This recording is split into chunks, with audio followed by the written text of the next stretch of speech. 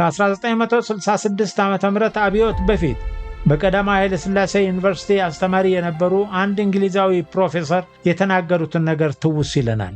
አንዳንድ የኢትዮጵያ ምሁራን ብሔረሰቦችን ያቋረጠ ጋብቻ በመፈጸማቸው የሀገሪቱ ሕዝብ ሁሉ እንደነሱ ተዋልዶ ተጋብቶ ያለቀለት ይመስላቸዋል። ከዚህም ተነስተው በሀገሪቱ የብሔሮችና የብሔራዊ ጭቆና መኖርን የማያስታውስ ሕሊና ፈጥረዋል። እውነቱ ግን ወደፊት በኢትዮጵያ የብሔሮች ጥያቄ ቁልፍ ጥያቄ ሆኖ መምጣቱ የማይቀር መሆኑ ነው። የብሔሮች ጥያቄ የተቀበረ ፈንጂ ነው። ይህንን ፈንጂ የሚያፈነዳው ኃይል ሲመጣ እነዚህ ምሁራን ችግር ውስጥ መውደቃቸው አይቀርም ብለው ነበር። ችግር ላይ መውደቃቸው እንደተባለው አልቀረም። ከሀገሪቱ ነባራዊ ሁኔታና ይህ ከወለደው የብሔረሰቦች ፖለቲካ ጋር ሕሊናቸውን ማስተካከል አልቻሉም። ከእውነታው ጋር ፊት ለፊት ተያይቶ ምን ማድረግ ይሻላል ከማለት ፋንታ ብሔሮችን ብን ብለው ቢጠፉላቸው ይመኛሉ። በሀገራችን ተጨባጭ የፖለቲካ እውነት ፋይዳ የሌላቸውን በይዘት የአንድ ወይም የሁለት ብሔር አባላትን ያሰባሰቡ በስምና በቅርጽ ግን ህብረ ብሔራዊ የሆኑ ድርጅቶች ፈጥረው በሀገር ውስጥና ከሀገር ውጭ የመንግስት ተቃዋሚ ሆነው ይንቀሳቀሳሉ። አብዛኞቹ ከዳር ቆሞ ያሉ። በእኛ እይታ የዚህ አይነቱ ችግር ጎልቶ የሚታየው በአማራው ምሁራን አካባቢ ነው። ከዚህም የተነሳ ከሌሎች ብሔረሰቦችና ህዝቦች መሰባሰብ ተደራጅተው በክልላቸውም ይሁን በሀገር አቀፍ ጉዳዮች ላይ ሰፊ ተጽዕኖ ከሚያደርጉት እንቅስቃሴ ጋር ሲነጻጸር የአማራው ህዝብ ያለ አሰባሳቢ መቅረቱ የዚህ ችግር መገለጫ ነው ብለን ስለምንሰጋ ጉዳዩን የተለየ ትኩረት ልንሰጠው ተገደናል። ክቡራትና ክቡራን አድማጭ ተመልካቾቻችን የአማራው ህዝብ ከየት ወደ የት በሚል ርዕስ አንዳርጋቸው ጽጌ በሰኔ 1985 ዓ.ም ያሳተመውን መጽሐፍ ይሆናል። በዚህ ጽሑፍ ውስጥ የሰፈሩት ሐሳቦች በሙሉ የጸሐፊው ወይም የደራሲው ናቸው። የእኛ ዓላማ በጽሑፎች ውስጥ የሰፈሩት ነገሮች ምን ያክል ለሕዝብ ጆሮ መድረስ እንዳለባቸው መገመትና አስፈላጊ ሆኖ ስናገኛቸው ማስተላለፍ ብቻ ነው። ይህ መጽሐፍ 7 ምዕራፎች ያሉት ሲሆን በ62 ገጾች የተጠናቀቀ ነው። መጽሐፉን ከመግቢያው ጀምሮ እናነባለን። መልካም ጊዜ።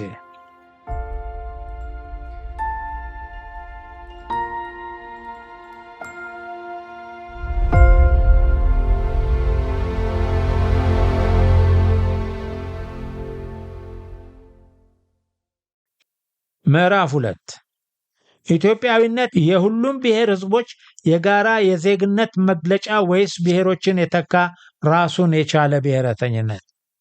ባለንበት ወቅት ብሔርሽ ምንድነው የሚል ጥያቄ እየተለመደ መጥቷል። ይህ ጥያቄ ከዚህ በፊት የነበረ ቢሆንም አሁን እንዳለንበት ዘመን ፖለቲካዊ፣ ማህበራዊና ህልውናዊ ትርጉም ኖሮት ተጠይቆ አያውቅም ነበር። በመሆኑም በተጠያቂዎቹ አይን የነበረው ትርጉም እንደዛሬው ከብዶ ታይቶ አይታወቅም። አንዳንዶቻችን ብሔራችሁ ተብለን ስንጠየቅ ያለምንም ማመንታት አማራ፣ ኦሮሞ፣ አፋር፣ ትግሬ ወዘተ ብለን ያለምንም ጭንቀት እንመልሳለን። አንዳንዶቻችን ተመሳሳይ ጥያቄ ሲቀርብልን ለምን ብሔር የሚባል ነገር ይነሳል? ለምን ይህ ጥያቄ ያስፈልጋል? ብለን የምንቆጣለን። ለምን እንዲህ አይነቱ ጥያቄ ተጠየቅን በማለት ተናደን የሄድንበትን ጉዳይ ሳናሳካ የምንመለስም አለን። ብሔር ስንባል ኢትዮጵያዊ ብለን የምንመልስም ሞልተናል።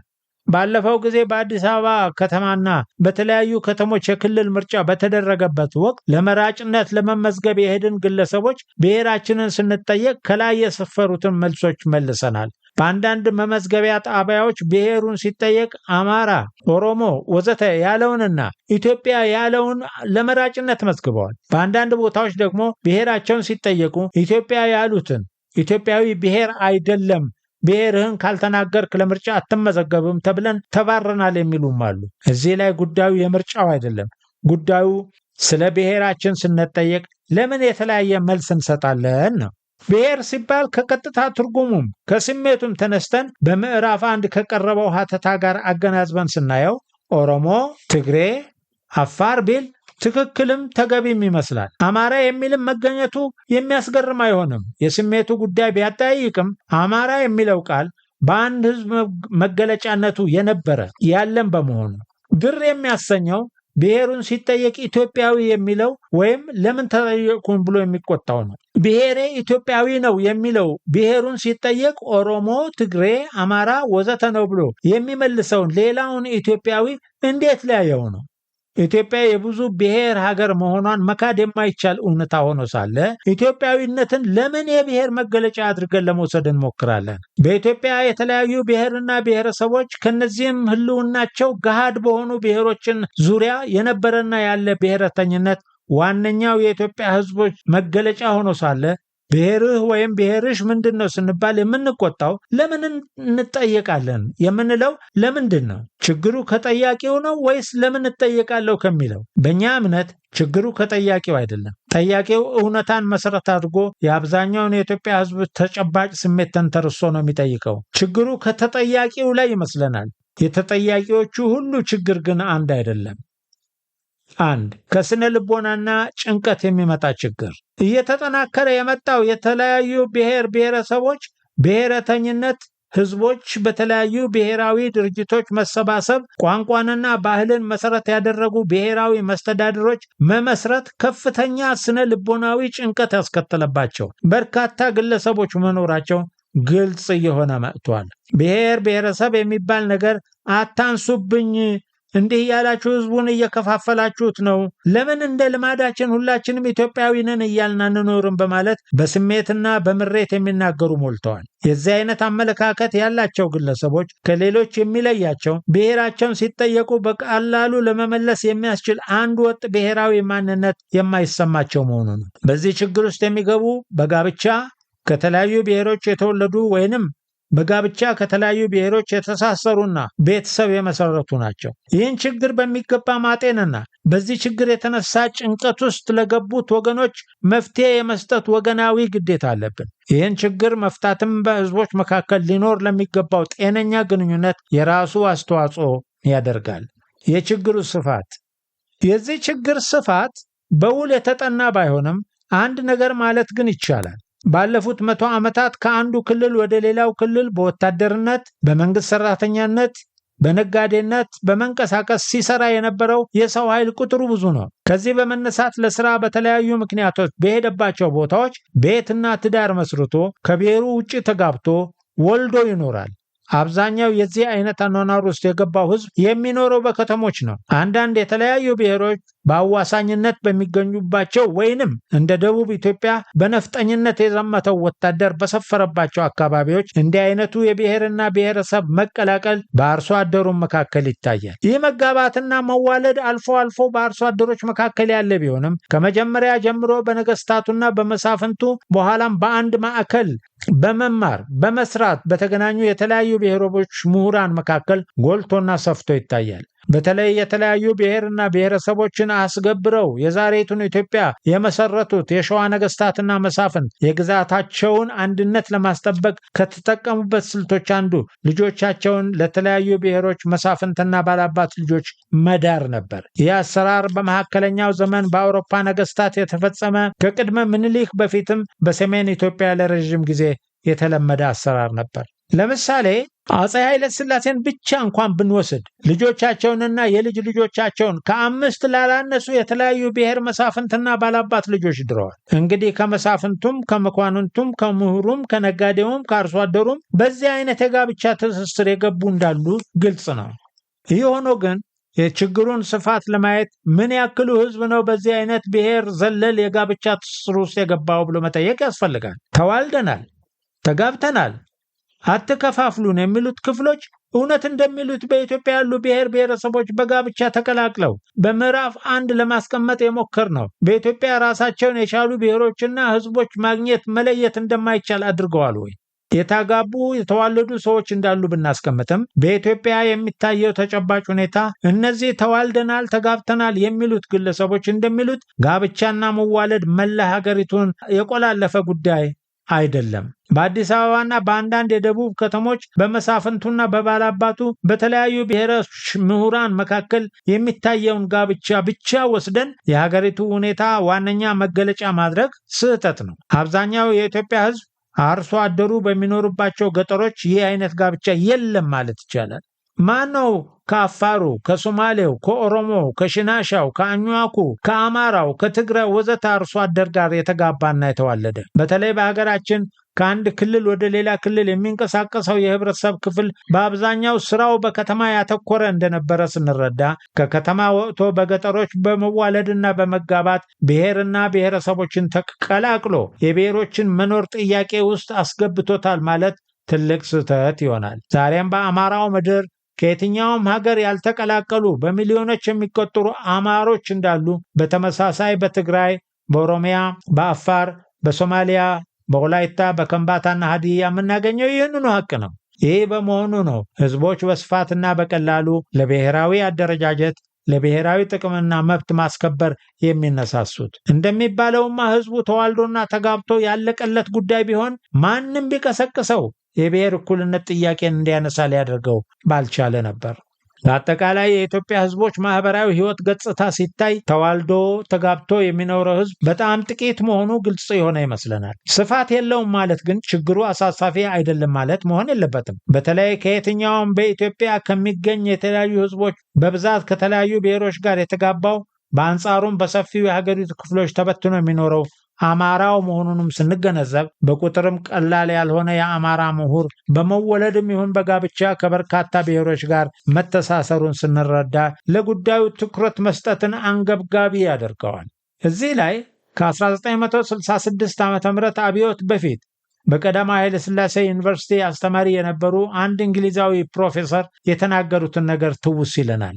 አንዳንድ የኢትዮጵያ ምሁራን ብሔረሰቦችን ያቋረጠ ጋብቻ በመፈጸማቸው የሀገሪቱ ህዝብ ሁሉ እንደነሱ ተዋልዶ ተጋብቶ ያለቀለት ይመስላቸዋል። ከዚህም ተነስተው በሀገሪቱ የብሔሮችና የብሔራዊ ጭቆና መኖርን የማያስታውስ ሕሊና ፈጥረዋል። እውነቱ ግን ወደፊት በኢትዮጵያ የብሔሮች ጥያቄ ቁልፍ ጥያቄ ሆኖ መምጣቱ የማይቀር መሆኑ ነው። የብሔሮች ጥያቄ የተቀበረ ፈንጂ ነው። ይህንን ፈንጂ የሚያፈነዳው ኃይል ሲመጣ እነዚህ ምሁራን ችግር ውስጥ መውደቃቸው አይቀርም ብለው ነበር። ችግር ላይ መውደቃቸው እንደተባለው አልቀረም። ከሀገሪቱ ነባራዊ ሁኔታና ይህ ከወለደው የብሔረሰቦች ፖለቲካ ጋር ህሊናቸውን ማስተካከል አልቻሉም። ከእውነታው ጋር ፊት ለፊት ተያይቶ ምን ማድረግ ይሻላል ከማለት ፋንታ ብሔሮችን ብን ብለው ቢጠፉላቸው ይመኛሉ። በሀገራችን ተጨባጭ የፖለቲካ እውነት ፋይዳ የሌላቸውን በይዘት የአንድ ወይም የሁለት ብሔር አባላትን ያሰባሰቡ በስምና በቅርጽ ግን ህብረ ብሔራዊ የሆኑ ድርጅቶች ፈጥረው በሀገር ውስጥና ከሀገር ውጭ የመንግስት ተቃዋሚ ሆነው ይንቀሳቀሳሉ። አብዛኞቹ ከዳር ቆሞ ያሉ። በእኛ እይታ የዚህ አይነቱ ችግር ጎልቶ የሚታየው በአማራው ምሁራን አካባቢ ነው። ከዚህም የተነሳ ከሌሎች ብሔረሰቦችና ህዝቦች መሰባሰብ ተደራጅተው በክልላቸውም ይሁን በሀገር አቀፍ ጉዳዮች ላይ ሰፊ ተጽዕኖ ከሚያደርጉት እንቅስቃሴ ጋር ሲነጻጸር የአማራው ህዝብ ያለ አሰባሳቢ መቅረቱ የዚህ ችግር መገለጫ ነው ብለን ስለምንሰጋ ጉዳዩን የተለየ ትኩረት ልንሰጠው ተገደናል። አንድ ከሁለት ብሔር መወለድ። ይህን ጉዳይ ለመፈተሽ በቀጥታ አንድ ምሳሌ እንውሰድ። አንድ ግለሰብ ከአማራ አባት እናት በኢትዮጵያ ውስጥ ካሉ ብሔረሰቦች ከአንዱ በእናቱ ወይም በአባቱ ይወለዳል። ባለንበት ወቅት የብሔሮች ጥያቄ ሲነሳ በአካባቢው የሚኖሩ የተለያዩ ብሔረሰብ አባላት በየብሔራቸው ድርጅቶች ሲሰባሰቡ ይህ ግለሰብ ወደ የት እንደሚሄድ ግራ ይገባዋል። ወደ አማራው ድርጅት እንዳይሄድ ወይንም ብሔሩን ሲጠየቅ አማራ እንዳይል፣ ግማሽ ኦሮሞ ትግራይነቱ፣ ጉራጌነቱ እንዴት የሚል ጥያቄ ይቀርብበታል። በዚህ ውሳኔ አንድ ብቻውን አይደለም። የቤተሰብና የዘመድ ክሮች ባሉበት ህብረተሰብ ውስጥ እንደመኖራችን በእናቱ ወይንም በአባቱ ወገን ያሉት አጎት፣ አክስት፣ አያት በሙሉ በዚህ ውሳኔ የሚነኩ ይሆናሉ። ከሁለቱ አንዱን መምረጥ አንዱን መካድ ሆኖ ይታየዋል። ምርጫው ማንነቱን ለሁለት የሚሰነጥቅ ግማሽ ሰው የሚያደርገው ይመስለዋል። በተለይ ምርጫው ሁለት በእኩልነት በተቀመጡ ብሔረሰቦች መካከል አለመሆኑን ሲያው ጉዳዩ ይወሳሰብበታል። አንዱ የበላይ ሌላው ደግሞ የበታች ሆነው ሲታዩ ከመጡ ብሔረሰቦች መወለዱ አማራነቱን መምረጥ ማለት በሌላ ጎኑ ባለው ብሔር ሊደርስበት ስለነበረው የበታችነት ተጽዕኖ መገበር ሆኖ ይታየዋል። እንዲህ አይነት ጭንቀት ውስጥ የሚገባ ግለሰብ ከጭንቀቱ መውጫ አድርጎ የሚከተለው መንገድ ሁለቱንም ትቶ ኢትዮጵያዊ ነኝ ወይም አልፎ ተርፎ ምንም አይደለሁም ወደሚለው የህልውና ክህደት መሄድ ነው። በኢትዮጵያ ብሔር ብሔረሰቦች የሚባል ነገር ፈጠራ ነው ብሎም ይከራከራል። አንድን ሀገር አንድ ህዝብ የሚለው የፈጠራ ምንጩ ይሄ ሳይሆን ይቀራል። በአንድ ወይም በሌላ ምክንያት ግፊት ምርጫ ቢያደርግም የምርጫውን ምንነት በሚገባ ካልተረዳ በጣም አጥፊ ወደሆኑ ተግባራት ሊሰማራ ይችላል። ሙሉ እምነት ኖሮት ባልገባበት ብሔራዊ ድርጅት ውስጥ በእምነት አለመስራት ለእነዚህ ብሔር ህዝቦች የጥቅም አለመቆርቆር፣ ለመብታቸው አለመከራከርን፣ ለእድገታቸው ለነጻነታቸው አለማሰብን ሊያመጣ ይችላል። ከነዚህ ብሔር ህዝቦች ጋር በጠንካራ ብሔራዊ ማንነቱ ያተሳሰረ በመሆኑ የራሱን ፍላጎት ከህዝቦች ፍላጎት በላይ የሚያስቀምጥ የህዝብ መብት አፋኝ፣ የህዝብ ሀብት ዘራፊ፣ የገነነ ግለኝነት ያወረው ይሆናል። በራስ መተማመን የማይኖረው ግለሰብ በመሆኑ በብሔሩ አባላት መካከል የሚታዩ ስህተቶችን ለማረም የማይችል በአድርባይነት የተዋጠ ይሆናል። ከሌሎች ብሔር ድርጅቶችና ህዝቦች ጋር በሚኖሩ ግንኙነቶች ላይም ፍትሐዊ ያልሆኑና በመርህ ላይ ያልተመሰረቱ ከግል ክብርና ጥቅም ከሚመነጩ መደራደሮች ውስጥ ይገባል። አዲስ የተላበሰው ብሔረተኝነት ከቆዳ በታች የሚዘልቅ ባለመሆኑ የብሔሩን ህዝቦች ህልም ማለም፣ ህመም መታመም፣ ጭንቀታቸውን መጨነቅ፣ ተስፋቸውን መጋራት፣ ራዕያቸውን ማየት የሚሳነው ይሆናል። አንደበት ሆኖ ሊናገርላቸው፣ ዓይን ሆኖ ሊያይላቸው እድልና አጋጣሚ ቢፈቅድለትም በሚገባ ሊመራቸው አይችልም። በሌላ በኩል ወደ ሌላ ጽንፍ ሊሄድ ይችላል። ከአማራው በላይ አማራ፣ ከኦሮሞ በላይ ኦሮሞ፣ ከትግሬው በላይ ትግሬ በመሆን ህዝቦች በመካከላቸው በተፈጥሯቸው የሚኖራቸውን ቀና መተሳሰብ የሚያደፈርስ፣ ከውይይት ይልቅ ግጭትን፣ ከማላላት ይልቅ ማክረርን መከተል ጤናማ የህዝቦችን መቀራረብና መፈቃቀርን ያጠፋል። ከዚህም አልፎ ብሔሬ ነው ብሎ በተቀላቀለው ብሔር ውስጥ ከፍተኛ ጥላቻና ቂም በቀል ያዘለ አደገኛ ሚና ሊጫወት ይችላል። ከሁለት ብሔሮች ተወልዶ በደንብ ባልተጠናና ባልተመረመረ በቂ ምክንያት በሌለው መነሻ የአንዱን ብሔር አባልነት የተቀበለ ግለሰብ በውስጡ በሚሸምቀው የታመቀ ስሜት የተነሳ በረባ ባልረባው ያለበትን ብሔር ማውገዝ መለያ ባህሪ ይሆናል። ይህን ሁሉ ያልነው ያለ ምክንያት አይደለም። ከላይ በጠቀስናቸውና ስነ ልቦናዊ ችግሮች የተነሳ አማራነቴን ጠላሁ የሚሉ ግለሰቦች ቁጥራቸው በመበርከቱ የአማራውና የራሳቸውን ችግር በደንብ ሳይረዱ በረባው ባልረባው የአማራውን ህዝብ ከሌላው የሚያጋጩ፣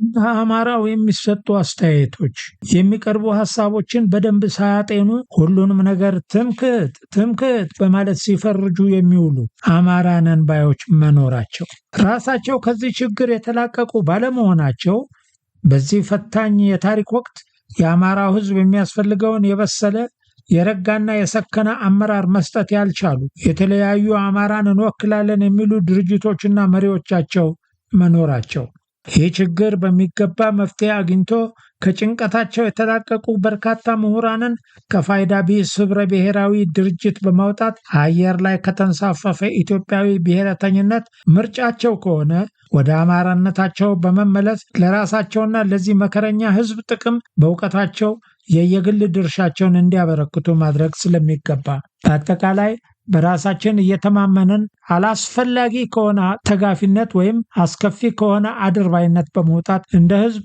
በህዝቦች መካከል በነጻነት በሰላምና በብልጽግና ለመኖር ወሳኝ በመሆኑ ነው። 2 ከአንድ ብሔር ውጪ መጋባት።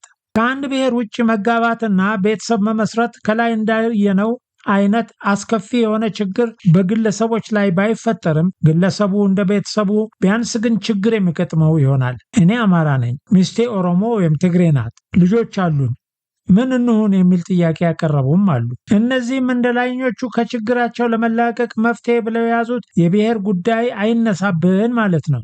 አይነሳብን ስላሉ ግን ችግሩ ሊጠፋ እንደማይችል አይተናል። እንዲህ አይነቱ ጭንቀት ውስጥ ለገቡ ሰዎች ተገቢ መፍትሄ እስካልተሰጠ ድረስ በራሳቸውም ሆነ በቤተሰባቸው አልፎ ተርፎም በህብረተሰቡ ላይ የሚያደርሱት ጉዳት ይኖራል። በዚህ ችግር ውስጥ የገቡ ሰዎች ለችግራቸው ተገቢውን ምላሽ ሳይዙ በአንድ ወይም በሌላ ምክንያት በአንድ ብሔራዊ ድርጅት ውስጥ ቢገቡ ከላይ የዘረዘርናቸውን አይነት የተሳሳተ ተግባራትና ባህሪያት ከማዳበር የሚመለሱ አይሆኑም። እዚህ ላይ ችግሩን ካነሳን ይበቃል። ለመፍትሄው በሌላ ቦታ እንመለስበታለን። 2 ከጠንካራ ብሔራዊ ማንነት አለመኖር የሚመጣ ችግር። ይህ ችግር በግልጽ በእኛ በአማሮች ውስጥ ያለ ችግር ነው። ችግሩ በሁለት ተከፍሎ ሊታይ ይችላል። አማራውና በኢትዮጵያ የብሔር ብሔረሰቦች ታሪክ፣ ከዘመናዊ ሞደርን ኢትዮጵያ ምስረታ ታሪክ አኳያ ሊታይ ይችላል። አማራውና በኢትዮጵያ የብሔር ብሔረሰቦች ታሪክ አኳያ በኢትዮጵያ ስለ ብሔራዊ ጭቆና ስናወራ ጭቆናው ፖለቲካዊ፣ ኢኮኖሚያዊ፣ ባህላዊና ስነ ልቦናዊ ነው። ፖለቲካዊና ኢኮኖሚያዊ ጭቆናን ብቻ ስንወስድ የአማራው ሕዝብ ዲሞክራሲያዊ የሆነ አስተዳደር ኖሮት አያውቅም። በሀብቱ በጉልበቱ አዞበት አያውቅም። በተከታታይ በሚደርስበት የአስተዳደር በደል፣ አፈናና ዘረፋ ተማሮ በተነሳ ቁጥር የነበሩት መንግስታት ከሌሎች ሕዝቦች የተለየ አላደረጉለትም። አፄ ኃይለ ሥላሴ ለጎጃም አማራ ችግር ዳቦ ከሰማይ በአውሮፕላን አልጣሉለትም፣ የወረደው ቦምብ ነው። በደርጉ ጊዜ ለጎጃም የብቸና ሕዝብ ተቃውሞ ምላሹ የብቸናን ሕዝብ ከምድረ ገጽ ማጥፋት ነው።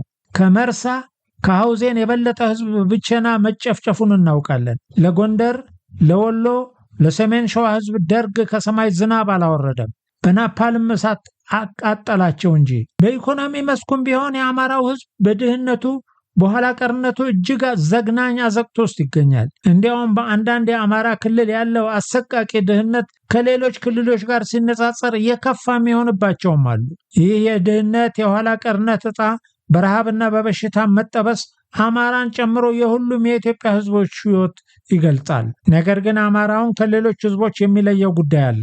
በባህል፣ በቋንቋ፣ በስነ ልቦናን ሌሎች ሕዝቦች የደረሰባቸውን አበሳና ጭቆና አልደረሰበትም። እንደ አጋጣሚ የአገሪቷን የፖለቲካና የኢኮኖሚ የባህል ሕይወት በአምባገነንነት ሲቆጣጠር ከኖረው የአማራ ገዢ መደብ ጋር በአንድ አይነት ቋንቋና ባህል በመጋራታችን የሌላ ብሔር ቋንቋ እንድንቀበል፣ የሌላ ብሔር ባህል እንድንላበስ የተገደድን አልሆንም። የተለያዩ ብሔር አባላት ቋንቋቸው ሲንቋሸሽ፣ ባህላቸው ሲዋረድ፣ የግለሰቦች ስም እንኳን ሳይቀር ማፈሪያ ሆኖ ስማቸውን ሲቀይሩ እኛ እንዲህ አይነቱ የባህልና የስነ ልቦና ጭቆና ውስጥ አልወደቅንም። በመሆኑም በቋንቋ፣ በባህል፣ በታሪክ መንቋሸሽ የሚመጣ ውርደትን፣ ይህ ውርደት የሚፈጥረውን የቋንቋ፣ የባህል፣ የታሪክ ማስከበር ብሔራዊ ቁጭት በዚህ የጭቆና መንገድ እንደተጓዙት ብሔር ብሔረሰብ ሕዝቦች የሚሰማን አይሆንም። በኢትዮጵያ የፖለቲካ ጭቆናና የኢኮኖሚ ብዝበዛ በቀጥታ ከቋንቋ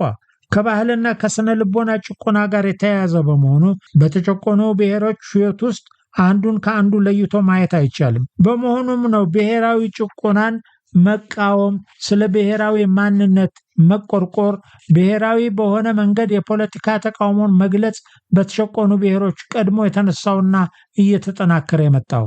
በዚህ አኳያ ከታየ ትናንትም ሆነ ዛሬ በሌሎች ብሔርና ብሔረሰብ ሕዝቦች ውስጥ የሚታየውን አይነት የተጠናከረ የብሔረተኝነት ስሜት በእኛ በአማሮች ውስጥ አለመታየቱ የሚያስገርም አይሆንም። ይህንን የብሔረተኛነት ስሜት በውስጣችን ፈትሸን ማጣት ግን አንድ አይነት ቋንቋ፣ ባህል፣ ታሪክ ያለን አማራ የምንባል ሕዝቦች የለንም ማለት አይደለም። የብሔረተኝነት ስሜታችን አለመጠናከርና ሆን ብለን እንዳመጣ ነው ብሔረተኝነትን ስለምንጠራ የተደረሰበት መደምደሚያ አድርጎ ማቅረብ ራስን ማታለል ነው። ከሌሎች ሕዝቦች የተለየ ለየት ያለ ተጨባጭ ታሪካችን ያመጣው መሆኑን መገንዘብ ይኖርብናል። ስለሆነም አንድ አማራ ብሔሩን ሲጠየቅ አማራ ባይል ወይንም ብሔሩን ለመናገር ቢያንገራግር አልፎ ተርፎም ኢትዮጵያዊ ብሎ ቢመለስ ችግሩ ከነቃ የፖለቲካ ተቃውሞ ውጪ ሊነሳ የሚችል መሆኑን መገንዘብ ተገቢ ነው። በጅምላ ግራ የተጋባውንና ሆን ብሎ የሚያጭበረብረውን በአንድ ላይ ትምክተኛ በማለት ችግሩን መፍታት አይቻልም። ይህ ችግር የአብዛኛው የአማራ ምሁርና የከተማ አማራው ችግር ስለሆነ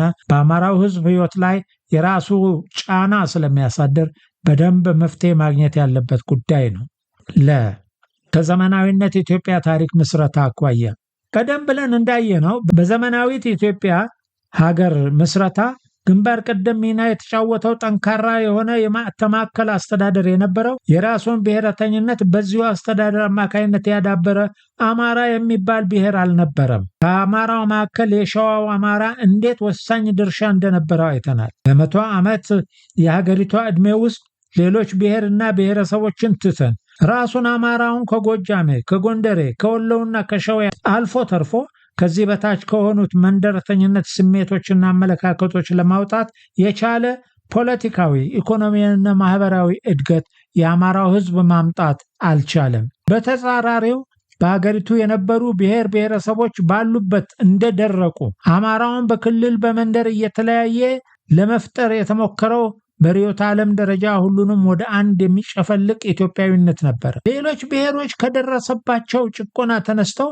በብሔራዊ ማንነታቸውና በኢትዮጵያዊነታቸው መካከል ክፍተት ማየት ሲጀምሩ ብሔሬ ኦሮሞ ዜግነቴ ኢትዮጵያዊ፣ ብሔሬ ትግሬ ዜግነቴ ኢትዮጵያዊ ሲሉ ተመሳሳይ መልኩ አማራውም በኢትዮጵያዊነቱና በአማራነቱ መካከል ልዩነት እንዳለ ማየት ተስኖት ሁሉም ህዝቦች በጋራነት የሚጠቀሙበትን ኢትዮጵያዊነት የዜግነት መለያ የብሔሩ መገለጫ አድርጎ ያስቀምጣል። ይህ ችግር የተፈጠረው የአማራ ገዢ መደብ በኢትዮጵያ ውስጥ የብሔሮችን ህልውና ለማጥፋት በብሔሮች ላይ አማርኛ ቋንቋን የአማራውን ባህልና ታሪክ የሁሉም ብሔሮች እንደሆነ አድርጎ የኢትዮጵያን ህዝቦች ቋንቋ ባህልና ታሪክ በአንድ ብሔር ቋንቋ ባህልና ታሪክ ለመተካት ተቀባይነት ለማግኘት ባደረገው ሙከራ ነው። ለዚህ አይነቱ የገዢ መደቡ ተንኮል ከሌሎች ብሔርና ብሔረሰቦች ይበልጥ ያለብዙም ጭንቀት ሊጋለጥ የቻልነው አማሮች በመሆናችን ዛሬ ከኢትዮጵያዊነት ትልቁ ዣንጥላ ስር የተጠለሉ ኦሮሞዎች፣ አፋሮች ወዘተ መሃል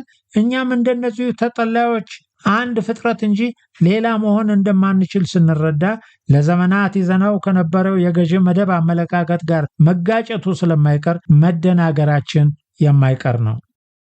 3. ከነቃ የፖለቲካ ተቃውሞ የሚመነጭ ችግር።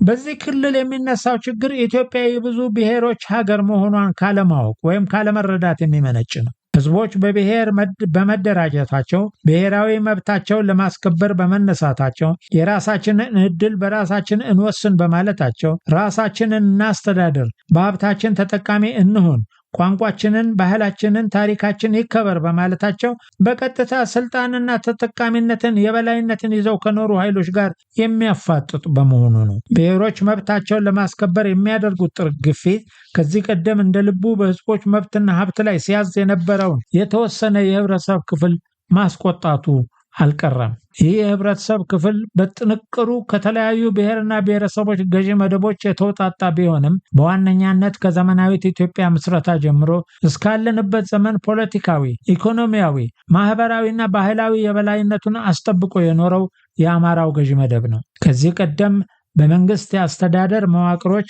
በቢሮክራሲው፣ በጦር ኃይሉ፣ በጸጥታ፣ በፍርድ ሰጭነት፣ በመንግስታዊ የትምህርት የምርምር ተቋማት፣ በውጭ ሀገር ዲፕሎማሲ ግንኙነት ስራዎች ስልጣን በመያዝ ከፍተኛ ተጠቃሚ የነበረው ይህ ኃይል ነው። ይህን ኃይል ወደ ኋላ መለስ ብለን ብንመለከተው እንኳንስ የሌሎች ብሔር ብሔረሰቦች መኖርን ለመቀበል ቀርቶ የፈለቀበትን አማራዊ መሰረት አጥብቆ በመያዝ በአማራው ህዝብ መካከል የነበሩትን ክልላዊ ልዩነቶች አሸንፎ የአማራውን ህዝብ በአንድ ክልል አስተዳደር በማካተት ጥብቅ የሆነ ፖለቲካዊና ኢኮኖሚያዊ ትስስር ሊፈጥር ያልቻለ ኃይል ነው። በኢትዮጵያ የገዢ ምስረታ ዋነኛው ሚና የተጫወቱትን የአማራ ነገስታትና መኳንን በየጊዜው በተነሱ ቁጥር አማራነታቸውን መሰረት ያደረጉ ቢሆንም ውለው ሳያድሩ ነበር ይህንን አማራነታቸውን ወደ ጎን የሚገፉት። ለዝናና ለሀብት በየጊዜው በሚያደርጓቸው የመስፋፋት ዘመቻዎች በግዛታቸው የሚያሰባስቧቸው የተለያዩ ብሔር ብሔረሰቦች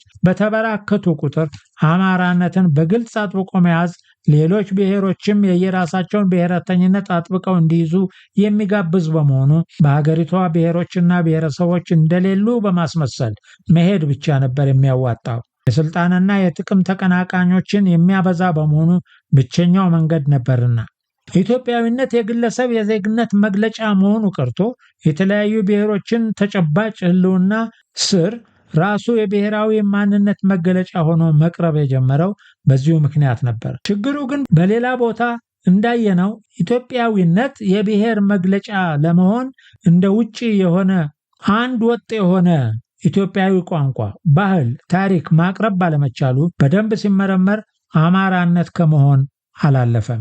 የሌሎች ቢቀር ከኛው ከአማሮቹ መካከል ጥቂቶቻችን ብሔራችንን ስንጠየቅ ኢትዮጵያዊ የምንልበት አንዱ ምክንያት የብሔራዊ ማንነትና የዜግነት የትርጉም ልዩነት ጠፍቶብን ሳይሆን ስልጣንና ጥቅምን አስከብሮ ለመቆየት ብቸኛው መንገድ ይህ ብቻ ነው ከሚል ንቃት የመጣ ነው።